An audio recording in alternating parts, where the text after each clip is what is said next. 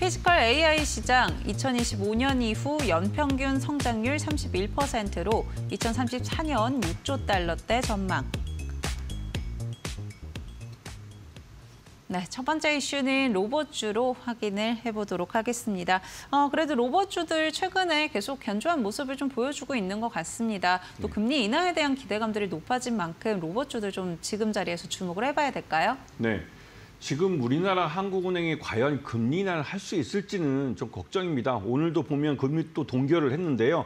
이렇게 되면 내년 4월 달까지 이창용 하는 총재가 이제 임기가 끝나는데 그때까지 금리를 한 번이라도 내릴 수 있을지 좀 의문이 들기도 합니다. 하지만 미국은 확실하게 금리 인하 쪽으로 방향을 잡았고 그 덕분에 우리는 미국을 우리의 주요 시장으로 삼고 있기 때문에 미국 시장에서 소비가 계속 살아있는 한 새로운 기회는 있을 만합니다. 그리고 이 로봇 시장, 이게 이제 피지컬 AI라고 부르는데 이 AI를 갖고 과연 돈이 되는 사업을 무엇을 할 수 있을까? 여기에서 우리나라 대기업들 그렇고 전 세계적으로 내놓으라는 기업들이 대부분 다 로봇을 선택했습니다. 이거는 여러분이 돌이켜보면 80년대, 20세기 때, 20세기 80년대 생각해 보시면 중산층이 많아지면서 각 가정마다 차 한 대씩을 사기 시작하면서 이제 마이카 시대가 왔죠. 근데 21세기에는 이제 마이 로봇 시대가 올 겁니다. 각 가정마다 로봇 한 대, 서비스 로봇이라고 해서 인간과 같은 휴머노이드를 사용하면서 인간의 도구를 모두 사용할 줄 아는 로봇. 이 로봇이 여러분들을 가사노동으로부터 해방시켜 줄 것이고 그러면 가정에서 여러분들이 무엇을 하면서 시간을 보낼 것인가 온전히 인간을 위해서 어떠한 내 시간을 쓸 수 있는 그런 시대가 로봇에 의해서 만들어질 수 있고 그러한 시대가 조만간 올 것이라는 말들이 나오고 있죠. 그렇기 때문에 지금 이 로봇주들을 관심권에 놓고 보셔야 될 타이밍입니다. 네, 로봇주에 대한 기대감들 계속 시장에 있는 상황이죠. 그리고 CS 2026에서도 이제 로봇 관련해서 좀 주목을 하는 것 같은데요. 이 내용은 좀 어떤 걸까요?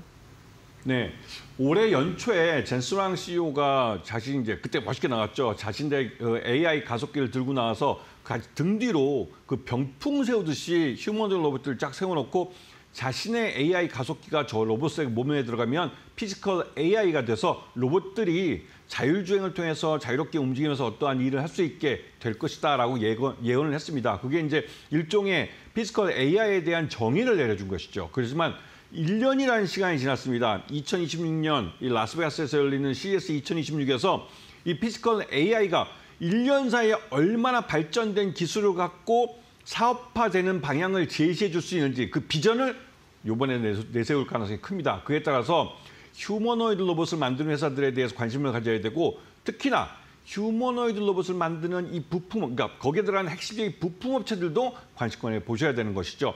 지금 로봇을 내 포트에 담지 않으시면 내년도 수익률 따라가기 어렵습니다. 네, 그리고 이제 IPO 관련해서도 좀 부각이 되고 있는 것 같습니다. 현대차의 경우에는 보스턴 다이내믹스 IPO에 대해서 좀 이야기도 나오고 있는 상황인데 이 부분 어떻게 짚어봐야 될까요? 네, 여러분들도 아시겠지만 보스턴 다이내믹스를 인수할 때 벌써 5년이나 시간이 지났는데요. 일본의 소프트뱅크가 매각을 할 때 자신들의 20%의 지분을 자신들이 아직도 남겨뒀습니다. 그 20%에 대해서 풋옵션이 달려있는데요. 5년 이내에 IPO를 하든 M&A를 하든 자신들이 20%의 지분을 태그얼롱에서 같이 팔 수 있는 그러한 여건을 만들지 못하면 이 사가는 현대자동차 그룹이 내 지분 20%를 책임져야 된다는 풀옵션을 달아놨습니다. 그 풀옵션을 행사할 때가 도래했는데요.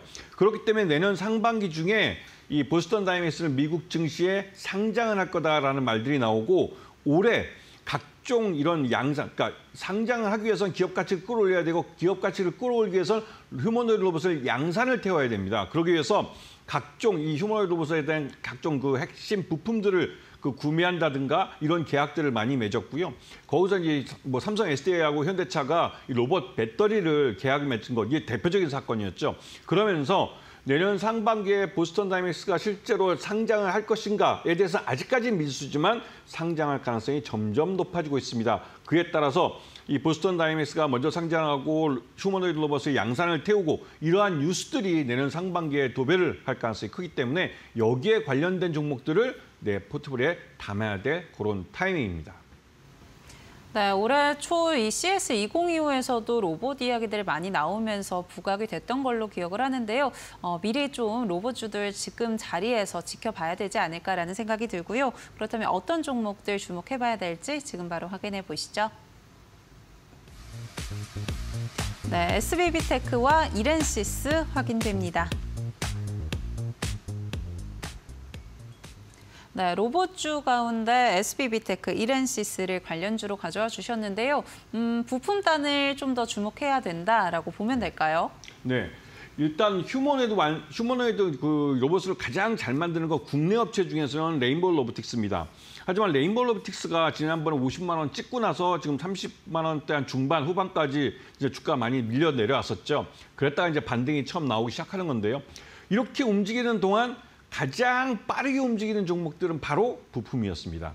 부품은 양산을 할 때 로봇을 만드는 데 있어서 가장 핵심적인 그 역할을 하는 것이고 그 핵심적인 부품은 로봇 액추에이터 같이 아주 그 로봇을 위해서 특정하게 만들어진 부품들이 있습니다. 반드시 필요한 거죠. 이러한 부품들을 만들어낸 회사들을 지금 시장에서 대기업들이 M&A 하려고 하고 있습니다. 그렇기 때문에 그 자체적으로도 양산을 태우면서 규모의 경제를 달성을 하고 그래서 실적이 좋아지기도 하죠.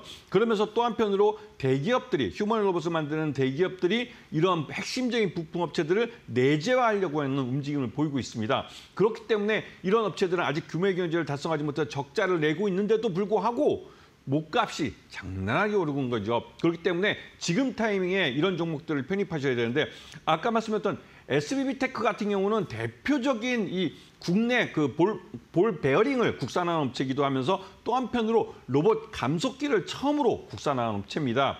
하지만 이 업체 같은 경우 매출이 아직 50억 정도밖에 머물고 있지 않아요. 그래서 실적은 적자를 보이고 있죠.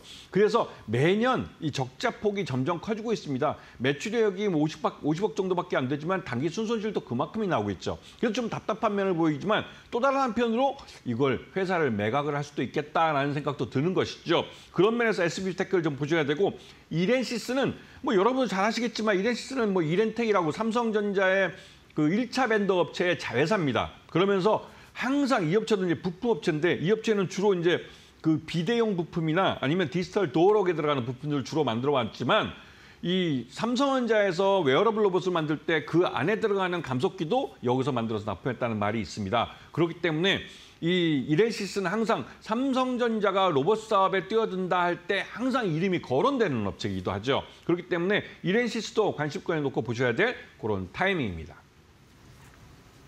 네, 로봇에 들어가는 이 감속기 굉장히 많이 필요하다라고 이야기를 하죠. 그만큼 대기업이 투자하는 만큼 이 부품 기업들도 주목해 보셔야 될 것 같고요. SBB테크, 이렌시스, 애프터픽 뭘로 꼽아주실까요? 물론 SBB테크죠. 이 SBB테크 같은 경우는 아까 말씀드렸지만 삼성전자가 보핏이라고 웨어러블 로봇을 만들 때 거기에 들어가는 감속기를 하나의 회사, 아까 말씀드렸던 이렌시스 하나에만 하는 게 아니라 최소한 대기업은 3개의 업체 정도를 선택을 해서 부품을 납품받습니다. 거기에 SBB테크도 감속기를 납품한 걸로 알려져 있고요.